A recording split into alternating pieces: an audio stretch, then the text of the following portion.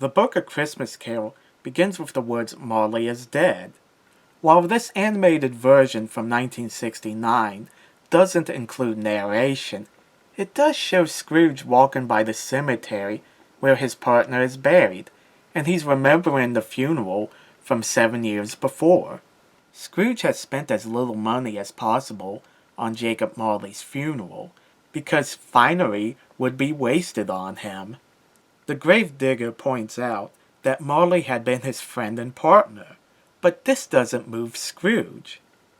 If you think Scrooge is cheap with Marley's funeral here, you should see Mickey's Christmas Carol, but that's another video. Speaking of Marley, my God, is he freaky! Normally, Marley would still look human, but this one, he looks like a skeleton with a skull on fire. Who needs the other three ghosts? Seeing Marley would scare anybody straight. Though maybe not this version of Scrooge. Typically, when the ghost of Christmas past, who for some reason looks like Father Time, shows Scrooge the past, he normally acts nostalgic when he sees the party at Fezziwig's and heartbroken when he sees Belle break off their engagement. This Scrooge, however, said after Fezziwig's party that he had grown older and wiser since. He doesn't feel the need to bring happiness the way his former employer did. As for the breakup with Belle, he states that if she had any sense, she would have remained with him because she would have been better off. I guess you could say that this is a more realistic reaction from somebody who is as cold-hearted as Scrooge.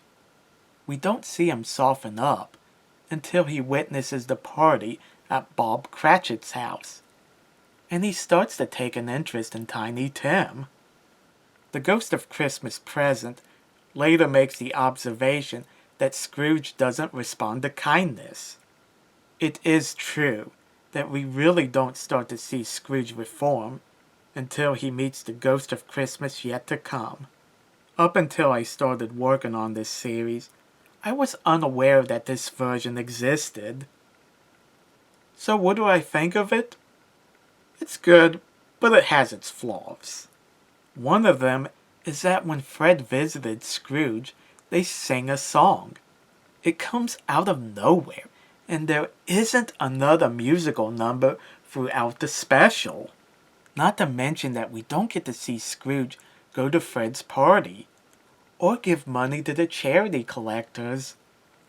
At least Mr. Magoo's Christmas Carol was established as a musical, and there was no Fred. Also, he gave money to the charity collectors.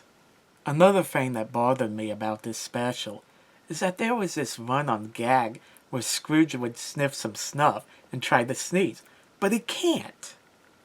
The reason why he can't is because he's too mean to give a good sneeze, according to the Ghost of Christmas Present. Too mean to give a good sneeze? How does being mean affect your ability to sneeze? The special ends where Scrooge finally sneezes. Call me old-fashioned, but I prefer the traditional ending where Tiny Tim says God bless us everyone. Still, the voice acting is good, and I do enjoy some of the character designs, especially the one they gave Marley. Scrooge slowly starting to soften his attitude is an interesting interpretation of the character.